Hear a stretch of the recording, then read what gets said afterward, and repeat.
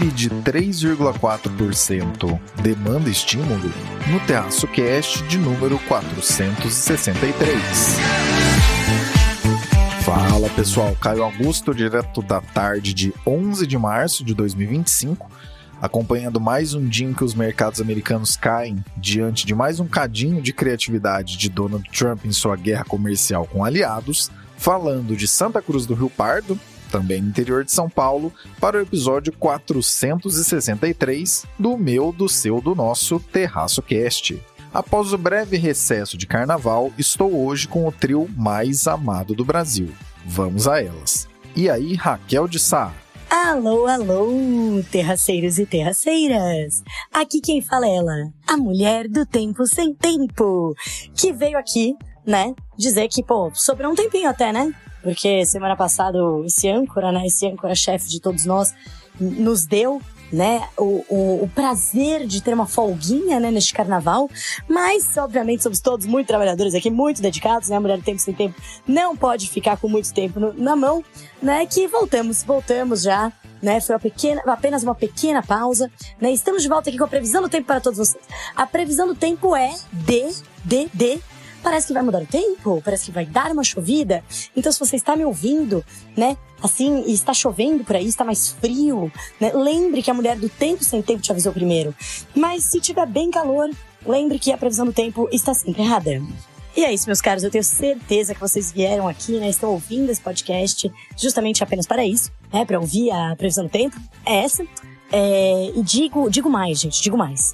Digo que São Pedro está muito feliz comigo, né? Porque me abençoou com dias maravilhosos, né? Neste carnaval. Eu que fiquei aqui no Brasil e fui pro sul, fui pro sudeste, fui pra todo lugar e só sol. Então, muito obrigada, fica aqui aquele muito obrigada para o nosso patrocinador desse podcast, São Pedro. São Pedro tá realmente de parabéns. Mandou até uma frente fria pós-carnaval para dar uma aliviada agora. Fala, Renata Couto. Alô, alô, terraceiros. Oi, Caio. Oi, Fernanda. Oi, Raquel. Aqui é a Renata. Tô de volta no Terraço Cast, né? Após um breve intervalo, né? Eu troquei o meu WhatsApp para um número brasileiro, perdi o contato de todo mundo, inclusive o do Caio. E aí a gente demorou, eu também dei um perdido, ele também deu um perdido, tal, uma folguinha, uma preguicinha, né? Às vezes é bom perto do carnaval. Quem nunca, né? Quem nunca deu um perdido aí no carnaval, hein, terraceiros? Recessos e recessos, sumidinhas e sumidinhas, perdidos e perdidos, mas tá tudo certo. O importante é que estamos com a equipe completa hoje. Tudo bem, Fernanda Pérez de Mello? Olá, meus queridos amigos do Terraço Cast. E aí, já comemoraram bastante o carnaval? Foram num bloquinho? Eu não fui em nenhum, não. Fiquei em casa descansando e agora o ano começa porque o carnaval acabou? Não, porque vai começar a declaração de imposto de renda, galera. Mas hoje o tema do Terraço Cast, do meu lado, não tem muito a ver com isso, não. Tem a ver com algo que a gente já fala há bastante tempo. Em casa também fomos de carna casa, porque além de sermos caseiros, estávamos bastante gripados, o que talvez dê para reparar na voz deste âncora ainda. Feliz ano novo para quem diz que o ano só começa depois do carnaval. Vamos ao 463. Raquel, o PIB do Brasil subiu 3,4% em 2024, superando todas as expectativas que o mercado tinha no início do ano passado. Colocando a lupa, o que vemos nesse resultado? E é isso mesmo, Caio Augusto. O PIB brasileiro, né, registrou alta de 3,4% em 2024. Então, para você que viu o meu vídeo, notou, né, que eu cometi uma gafe ali quando eu gravei o vídeo. Eu falei 3,5%, porque 3,5% era a projeção aí de muita gente, né? E foi quase, né, gente? 3,4%, 3,5%, poteiros, não é mesmo? Mas, o que eu acho que dá para separar a análise em duas, né? Uma que é a análise do resultado do ano e a outra que é a análise do resultado do trimestre, né? Porque a gente sabe que vem o resultado do último trimestre e com esse resultado do último trimestre, né, se conclui o resultado do ano fechado. Ah, Raquel, mas a gente já tá em março, já passou o carnaval. Pois é, gente, mas vocês nunca ouviram falar que só depois do carnaval que o ano começa? Pois é, o pessoal do IBGE pensa a mesma coisa, né? Só depois do carnaval que eles acham que faz sentido aí soltar o PIB, né, do ano passado. Brincadeiras à parte, de fato, né, não é o brasileiro, né, aquela síndrome de vira-lata. Tenho certeza que tem gente já falando, porra, esse IBGE é muito ruim, faz mau tempo, isso daí é uma grande, né, é uma grande máfia. Mas na verdade é normal, tá? Isso, enfim.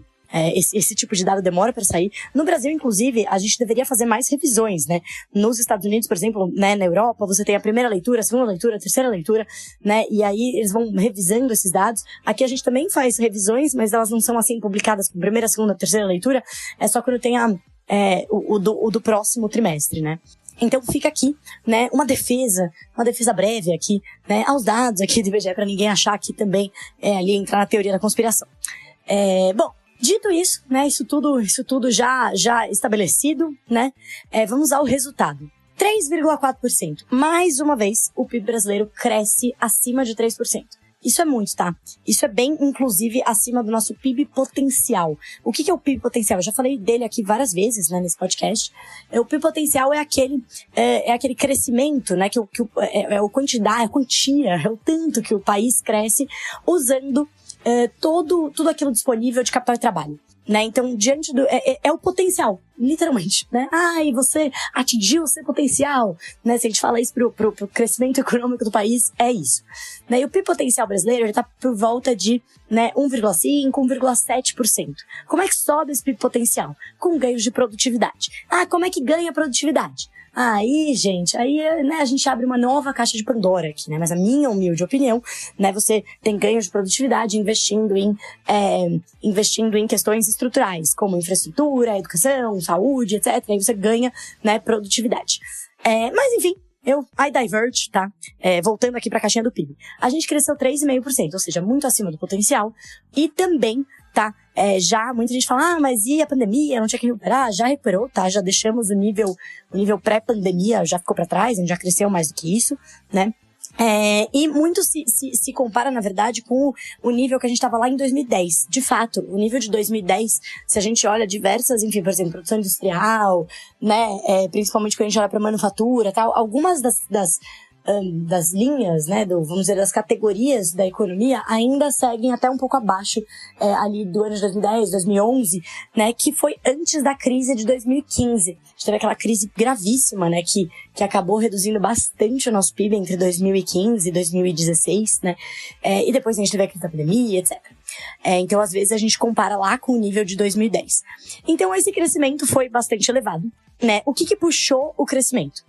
Para você que é nosso ouvinte assíduo aqui do Terrascast, você já vai saber o que puxou o PIB. Porque eu tenho falado muito isso, a gente fala muito isso, né? Quando a gente fala de decisões do Banco Central, quando a gente fala de inflação. Mas, de uma maneira geral, o PIB foi... Quando a gente olha para o PIB, ele tem duas óticas, né? A ótica da demanda e a ótica da oferta. Então, basicamente aquilo que é produzido, né? E aquilo que, enfim, quem demanda, né? Aquilo que foi produzido. Então, da ótica da... oferta, a gente teve um crescimento substancial aí da indústria manufatureira, né, da indústria de uma maneira geral, da produção industrial, e aí dentro disso entra, por exemplo, a indústria extrativa, entra todos os tipos, entra a construção civil, né, e entra a indústria manufatureira. E também a gente teve um crescimento bastante robusto do setor de serviços. O terceiro, né, setor, que não terceiro setor, não é ONG, assim, é só o terceiro setor aqui na minha leitura, né, que na verdade é o setor primário, quando a gente fala de PIB, que foi a agricultura, ela contraiu, tá? Contraiu no ano. Então quer dizer que foi muito mal, o que aconteceu no campo? Não necessariamente, tá? A gente teve um crescimento muito substancial em 2023, e aí, quando você tem, como é uma base comparativa, né, o PIB é uma medida de fluxo comparado com o ano anterior, ou com o trimestre anterior, quando a gente compara com o ano de 2023, o setor agrícola teve uma queda. Então, parte porque a gente teve uma base de comparação muito elevada. Mas parte foi que, de fato, não foi um bom ano para a agropecuária. Embora a pecuária tenha ido até um pouquinho melhor, né, a agricultura, enfim, isso não foi suficiente para compensar a queda da agricultura. A gente teve muita quebra de safra, a gente teve secas, então em alguns lugares ficou muito seco, outros lugares choveu demais, né? Então a gente teve uma série de questões climáticas, né, que acabaram afetando a safra agrícola ao longo de 2024. Então, foi o que a gente viu, assim, de contribuição, né? Então, enquanto o setor secundário, né, que é o da produção industrial, e o setor terciário, né, que é o setor de serviços, contribuíram positivamente, né, do lado da oferta, o setor da agropecuária foi uma contribuição aí negativa. Quando a gente olha do lado da demanda, quem que estava demandando essa produção, né, quem comprou esses serviços, essa produção toda e tudo mais, a gente teve um grande, né, o principal destaque foi o consumo das famílias. Então, o consumo das famílias cresceu bastante, né, no ano de 2024, como é o que eu falei, como eu venho falando bastante, 2024 foi um ano de impulso fiscal muito forte. Impulso fiscal e mercado de trabalho e mercado de crédito. Então, a gente teve as três coisas, né? Então, a gente teve uma coisa que acaba retroalimentando a outra, né? Principalmente o mercado de trabalho e o consumo.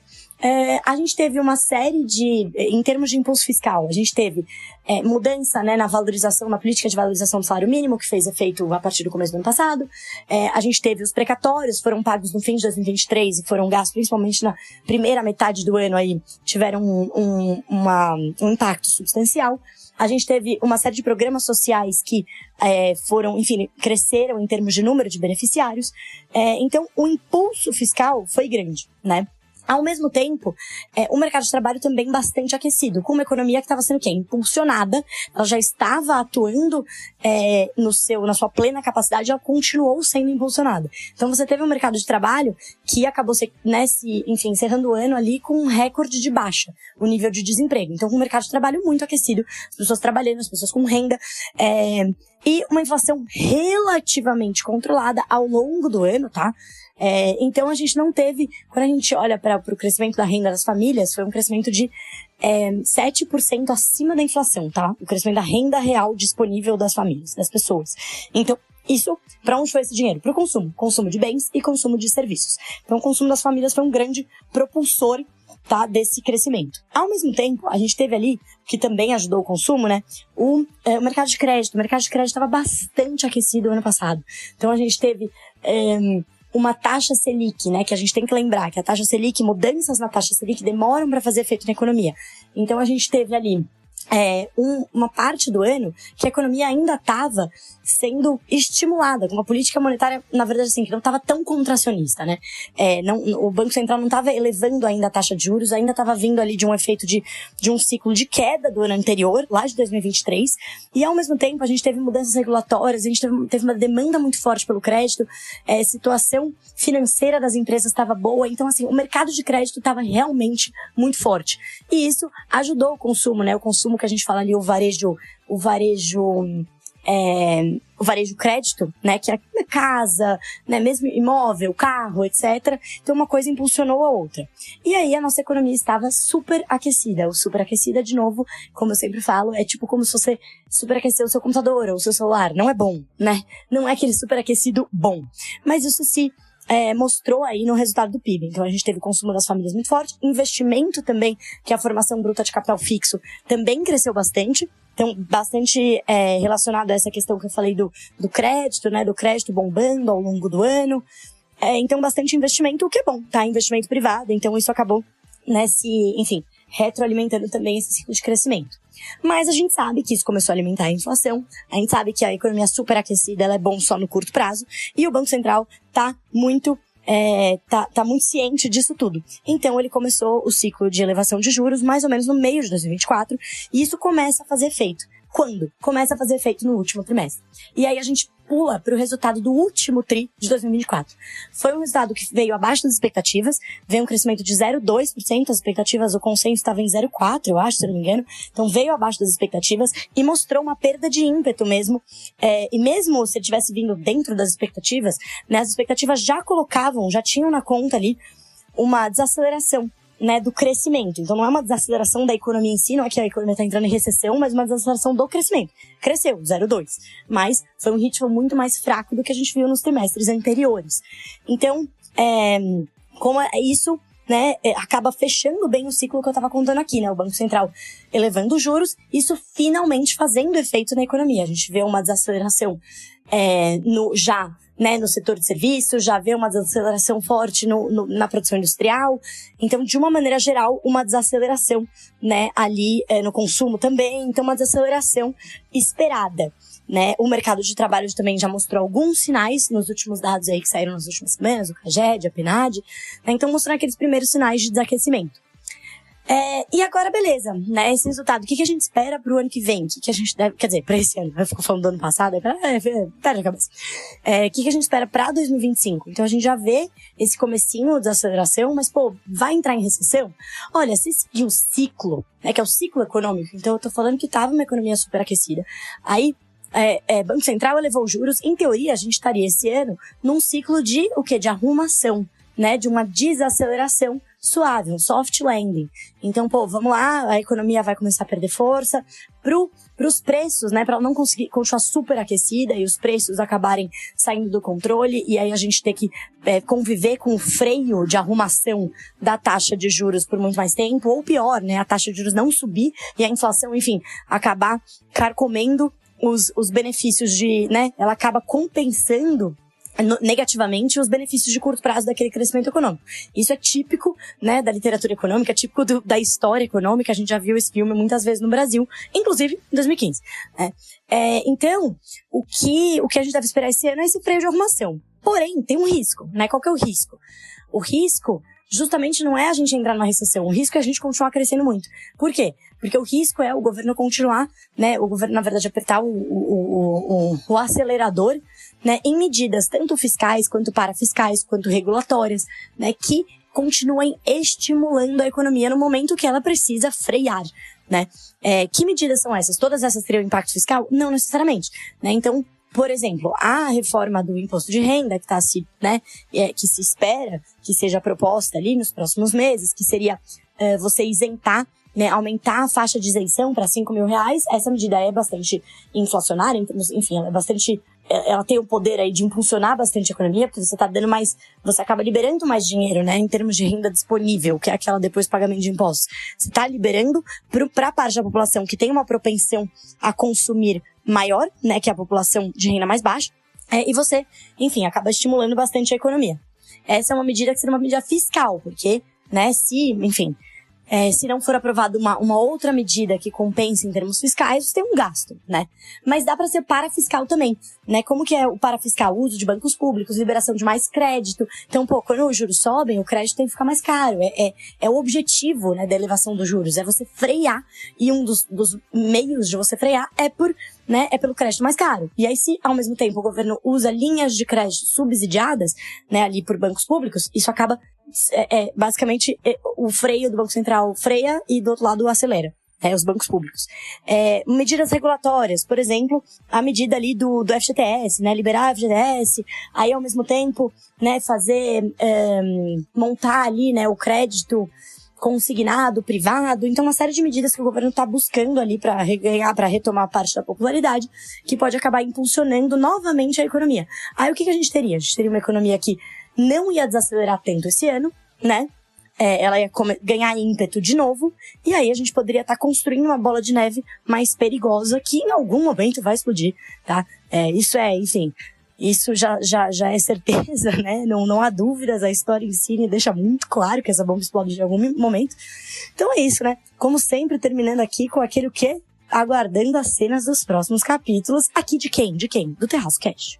Raquel apresentou de maneira bastante detalhada, não só nessa breve aula, como também no vídeo que ela mandou lá no Instagram dela. Resta a essa voz que vocês ouvem agora complementar com uma questão. Será que, diante de um PIB que surpreende para cima, compensa para o governo impulsionar ainda mais a demanda pura e simplesmente para tentar reverter a sensível queda de popularidade do presidente? Se a resposta for sim, e como já deu para entender em Lula 3, com altíssimas chances será esse o caso, lembrem-se, quando se esquenta ainda mais a água quente, ela rumará para a fervura. E quanto mais o único que seguir trabalhando, no caso o Banco Central, continuar sozinho, mais forte terá de ser a sua atuação para tentar alcançar o objetivo final, que é a meta de inflação. Remédios amargos ficam duplamente amargos quando se ignora a realidade. E ninguém, absolutamente ninguém, poderá dizer depois que não sabia o que estava acontecendo, sobretudo se for uma pessoa que acompanha este podcast.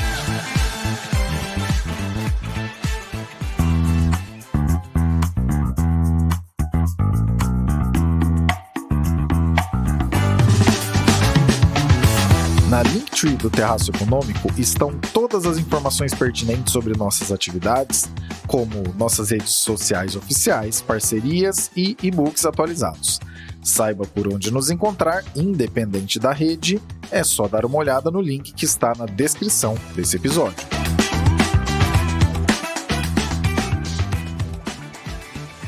Renata com o Boletim Internacional.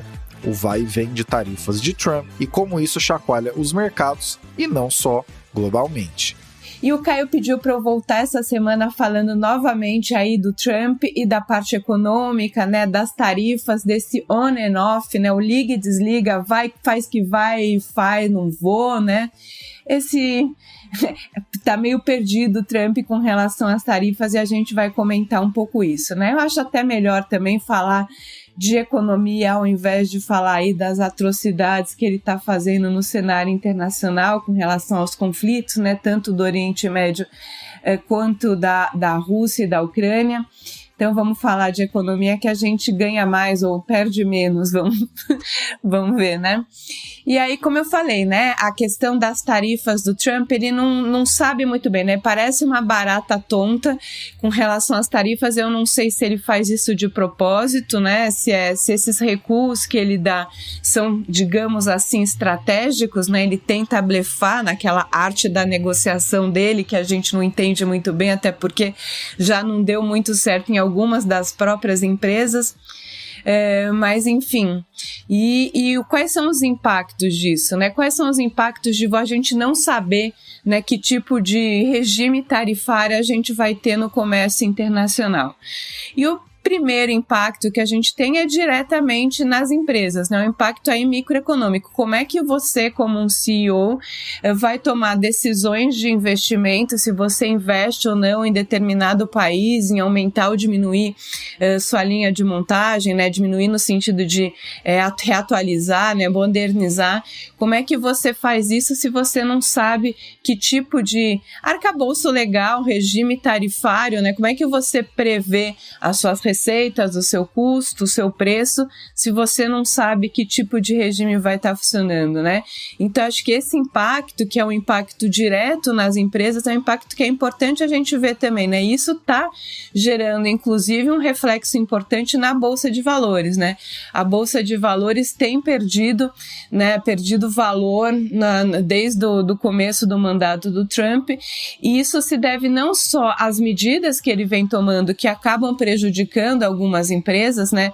Por exemplo, as empresas de tecnologia acabam sendo prejudicadas por retaliações a esse regime de tarifa. Então, por exemplo, a China já anunciou que vai deixar mais caro os produtos que são, né, insumos para a indústria tecnológica, insumos para semicondutores, vai deixar isso mais caro a importação para os Estados Unidos, e isso acaba refletindo em grandes empresas como a Apple, a Tesla, que já anunciaram que estão tendo que rever custos e devem aumentar o preço, e isso acaba tendo impacto na Bolsa de Valores também, né? Então, como eu falei, né, tem esse primeiro impacto direto nas empresas que os presidentes, a liderança acaba ficando uma barata tonta também, porque se o presidente não sabe para onde vai, fica difícil para os empresários também decidirem. Você tem um impacto no preço dos produtos, na dificuldade de acesso a algumas matérias-primas. Você tem um impacto que a gente já falou em podcasts anteriores de inflação, né, e isso acaba tendo um impacto não só de inflação, um impacto, né, dominó, um efeito dominó em termos de taxa de juros, né? O próprio Fed já falou que se os preços aumentarem como a gente prevê que aumente, com esses aumentos de tarifa, ele vai aumentar os juros para continuar focando na meta de inflação, e isso acaba, né, gerando mais problemas na economia e também, por outro lado, fortalecendo o dólar, né? Porque quando você aumenta a taxa de juros nos Estados Unidos, investir nos Estados Unidos acaba ficando mais atraente, isso acaba puxando recursos de outros países para os Estados Unidos, né? Até porque a gente já tem um cenário de incerteza, né? Um cenário que não sabe para onde vai. Isso já puxa dinheiro para os países mais sólidos, né? Mais tradicionais como os Estados Unidos. E se você tem um aumento de juros, isso mais um fator, né? Então a gente também já está vendo, né? O dólar que começou o ano recuando já está tendo de volta uma pressão de subir por conta também desses reflexos na inflação dos Estados Unidos que pode ter reflexo na taxa de juros.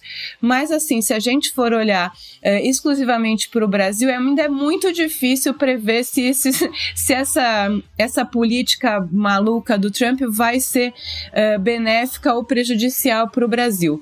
Por um lado, né, o Trump já falou, né, inclusive no discurso que ele fez para o Congresso, que assim, a China e o México e o Canadá são só o começo, né, são só os primeiros países que ele está focando nessa briga tarifária, mas que outros países do BRICS, inclusive o Brasil, devem entrar também, né, países que ele diz aí que tem um regime injusto com os Estados Unidos, apesar que o Brasil, por exemplo, tem déficit comercial com os Estados Unidos, né? Então, apesar de que o Brasil também é um país muito protecionista, né? A gente sabe e sofre esses efeitos, né? De o quanto que a gente paga para trazer produtos importados para o Brasil, né? Então, o Brasil tem essa medida protecionista da indústria nacional e tudo mais, mas mesmo assim tem déficit comercial com os Estados Unidos. Então, não dá para dizer, né, que há aí, digamos, uma injustiça. Então, o Brasil tem argumentos para conseguir ou para tentar, pelo menos, negociar condições um pouco mais favoráveis com os Estados Unidos em termos de tarifa e também pode acabar, de certa forma, se aproveitando dessa briga de cachorro grande aí entre China e Estados Unidos.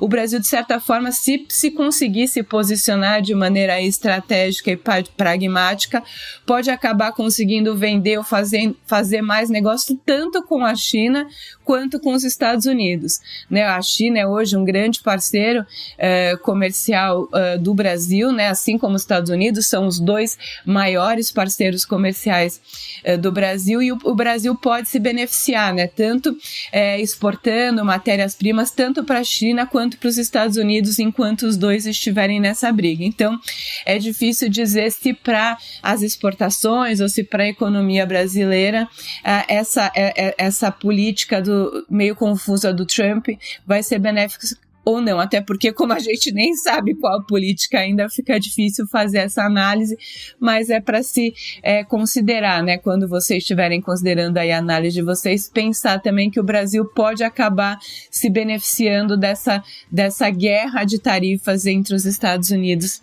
e a China. E a gente vai continuar acompanhando todas essas questões aqui no Terraço Cast para vocês. Antes mesmo de seguir adiante, cabe um adendo. As ideias de tarifação que vão e vêm são tantas que seria ousadia nossa elencar tudo para você aqui. Mas vale comentar pelo menos a mais recente. Poucas horas antes dessa ancoragem ser iniciada, Trump anunciou que o aço canadense terá 50% de tarifas, o que é bem acima dos 25% anunciados anteriormente e é a maior tarifação do tipo já anunciada na história a este parceiro. Enquanto do outro lado a fala foi: vamos manter tarifas retaliatórias até que essas tarifas desapareçam. Guiar de braço, quem mantiver a palavra vai ganhar. Boa sorte para o Trump para explicar para a indústria americana que um insumo cuja fatia de importação que vem do Canadá é de 72% sofrerá tamanho aumento de preço. No fim das contas, pessoal, a grande problematização aqui é que ninguém faz negócios adequadamente com quem age como um fio desencapado. No curtíssimo prazo, as ameaças podem até parecer que fazem efeito, mas ao longo do tempo, buscando um novo equilíbrio, fios desencapados tornam-se o contrário de uma escolha racional. E importante reforçar uma coisa: diferentemente do que poderia até ter algum sentido, que seria anunciar tarifações à China para tentar evitar que a segunda economia do planeta amplie a sua presença, Trump está tarifando aliados, por um lado, e largando também aliados na estrada, alguns até diante de conflitos que acontecem agora, por outro lado. Temos em Trump 2 o desmantelamento de certos acordos que valiam desde o pós-Segunda Guerra. O mundo é realmente outro. E até falamos sobre isso na nossa newsletter Reflexionários dessa semana. Tomara que você também tenha lido. Tio Sam vai, muito mais rapidamente do que todos nós imaginávamos, saindo daquela imagem que o mundo poderia contar e entrando na categoria de insuportáveis que de vez em quando fica inevitável termos de lidar. Mas que, se possível fosse, nunca mais lidaríamos, porque essas pessoas, ou coisas, ou empresas, enfim, focam em qualquer coisa menos o que realmente importa.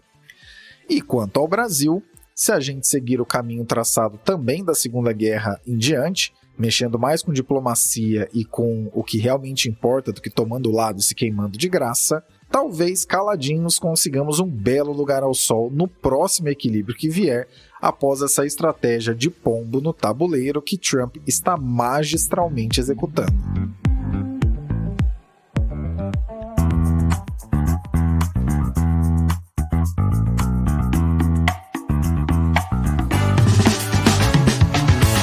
O foco da produção de conteúdos do Terraço Econômico está em traduzir, desmistificar e falar para ser entendido. Talvez isso tenha a ver com o seu negócio, que além de ser melhor comunicado, poderia estar sendo apresentado a centenas de milhares de pessoas que nos acompanham anualmente. Confira na nossa Linktree o item Contrate o Terraço, se quiser saber mais sobre como nosso negócio pode ajudar o seu. Fernanda, estão querendo rasgar o CHIPS Act no Tio Sam. O que isso significa? Então, aquela lei que foi sancionada pelo Biden lá em 2022, o CHIPS and Science Act, foi um dos maiores esforços que os Estados Unidos já fizeram para revitalizar a sua indústria. E aqui falando de um tema muito importante para o futuro, que são os chips semicondutores. O objetivo era reduzir a dependência que os Estados Unidos tinham da Ásia para a produção daqueles chips, né, que são essenciais para a inteligência artificial e fora outros aparelhos, né, smartphones, TVs, carros, enfim.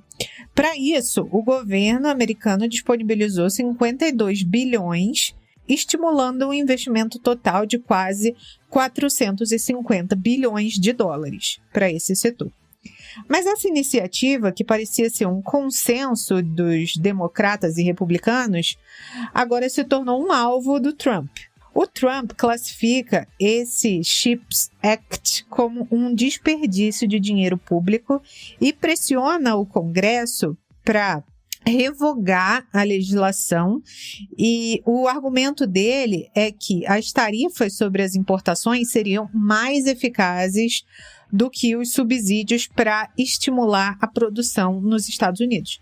Além de que geraria receita para o governo ao invés de uma despesa. Ele, então, está prometendo o quê? Colocar novas tarifas sobre os semicondutores a partir de abril e acredita essa estratégia pelo fato da TSMC, que a gente já falou aqui várias vezes, que é a maior fabricante mundial dos chips de inteligência artificial. Ela anunciou um investimento adicional de 100 bilhões na fábrica nos Estados Unidos. Então, a produção seria local e haveria ali uma tarifa para os chips estrangeiros. A TSMC, por outro lado, disse que essa expansão se deve à demanda do mercado. O CHIPS Act é uma das maiores incursões dos Estados Unidos na política industrial. Ele inclui 39 bilhões em subsídios para incentivar a manufatura de semicondutores, né, que é a fabricação desses chips em solo americano, 11 bilhões de dólares para pesquisa e desenvolvimento, e também existe a possibilidade de 75 bilhões em cash, em empréstimo e garantia de crédito. Porém, todavia, muitas empresas optam por não acessar esse financiamento. Além disso, esse programa também oferece um crédito fiscal de 25% para projetos de fabricação, de manufatura, que pode representar um custo para o governo muito superior ao previsto inicialmente. Os principais beneficiados desse CHIPS Act tem muitos gigantes aí que a gente já conhece de muito tempo, como a Intel, a própria TSMC, a Samsung, a Micron Technology, enfim, a Intel sozinha recebeu 7,9 bilhões para as fábricas comerciais e mais 3 bilhões de dólares para a produção de chips militares. Essas empresas que fabricam chips mais antigos, como a Texas Instruments, a Global Foundries, também foram contempladas. Os estados americanos que mais receberam investimentos foram o Arizona, Ohio, Nova York, enfim. Muitos estados aí foram beneficiados com essa nova política do Trump do Trump não, né? Que vem desde o Biden, para motivar aí o crescimento dessa área. Mas eu falo com vocês já tem tempos, né, que os Estados Unidos ao longo dos anos 90, 2000 foram terceirizando a produção de, não só de chips, né, da maioria das coisas lá para a Ásia. E agora, ao contrário, os Estados Unidos estão trazendo de volta a fabricação para dentro de casa. Os Estados Unidos produziam muito poucos chips e agora o governo Biden, né, já queria levar essa fatia para 20% de produção interna. O Trump anuncia que o alvo dele é de 40%. Apesar de um grande volume investido, né, de construir fábricas, o que leva tempo, em algumas empresas, como a Intel e a Samsung, existem desafios financeiros que podem comprometer esses planos. Sem o CHIPS Act, os Estados Unidos provavelmente teriam sido...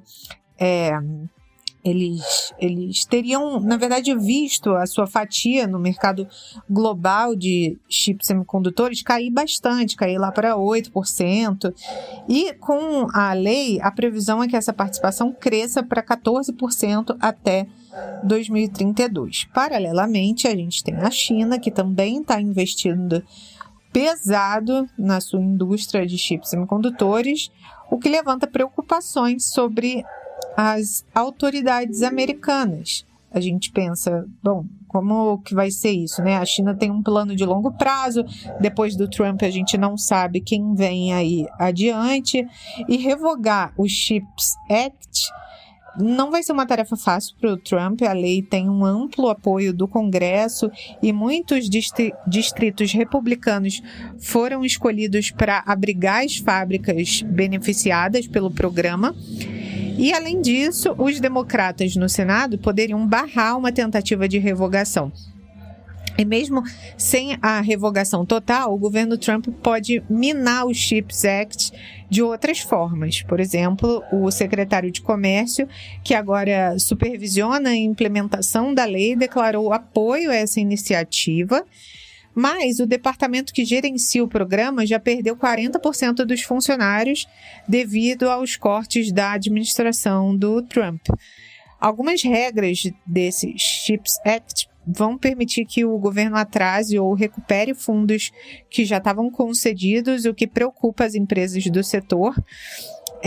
O CHIPS Act aí é um marco na tentativa dos Estados Unidos de reconstruir a sua indústria, mas o futuro fica ameaçado por essas disputas políticas, né? Isso é um ponto negativo que aqui no Ocidente a gente tem em comparação com o governo chinês, que é a perspectiva mais previsível, né? A China faz planos aí de longuíssimo prazo, os Estados Unidos tem essas dualidades do Biden, do Trump, ainda que os dois queiram incentivar o setor, cada um à sua maneira. E, enfim, as próximas decisões do governo americano vão ser cruciais para definir o rumo dessa indústria aí, que é muito estratégica. Antes mesmo de começar, vale relembrar que na época desse CHIPS Act falamos sobre isso aqui no Terraço Cast. Quem ouve pelo menos desde a pandemia para cá provavelmente vai se lembrar disso. Sobre esse CHIPS Act, uma coisa que não pode ser perdida de vista é que, independente do país que estivermos falando, quando existirem grandes subsídios industriais, haverão interessados em correr atrás disso. Mas não é exatamente por isso que esses projetos acontecerão ou, mesmo que venham a acontecer, serão perenes após esse tipo de incentivo acabar. Parece que eu falei economês demais, mas vamos dar um exemplo bastante nacional para ficar fácil de entender. A indústria naval brasileira, a cada mais ou menos 10 anos, pouco mais do que isso, passa por mais um agora vai, que inicialmente atrai interessados e logo que acabam os incentivos, tudo subitamente acaba. Seria um equívoco dizer que a indústria naval brasileira e a de semicondutores dos Estados Unidos é sequer comparável, mas um equívoco maior ainda está em colocar e querer tirar incentivos de longo prazo em uma janela bem curta de tempo, principalmente se, como tão falado, tem-se como objetivo trazer aquela produção específica para casa de novo. Sabe aquele equilíbrio pós-fio desencapado que falamos no comentário do segundo assunto? Pois então, fiquem de olho, porque essa aqui é mais uma das peças que tende a fazer bastante diferença daqui em diante, seja pelo fim dos incentivos do CHIPS Act ou por todas as outras cagadas que o tal Dodge está fazendo enquanto implode o estado da maior economia do planeta. Encaminhemos-nos para o encerramento do 463, deste que é o podcast de economia e assuntos afins mais feminino e mais amado do Brasil. Obrigado, Raquel. E é isso, pessoal. Com essa, eu fico por aqui e a gente se fala e se ouve na semana que vem. Obrigado, Renata. Um beijo e até lá. E obrigado, Fernanda. Meus queridos, muito obrigada por mais um episódio. Raquel, muito obrigada pela companhia. Caião, pela apresentação. Qualidade 10 de sempre. E, galera, vocês sabem que podem me encontrar nas redes sociais como Siga FIFA. Valeu. Gostou do que ouviu aqui? Manda pra galera e colabore com a audiência. É isso que nos faz estar aqui há tantos anos. Abraços pelas ondas sonoras. Retomamos a prosa no próximo episódio.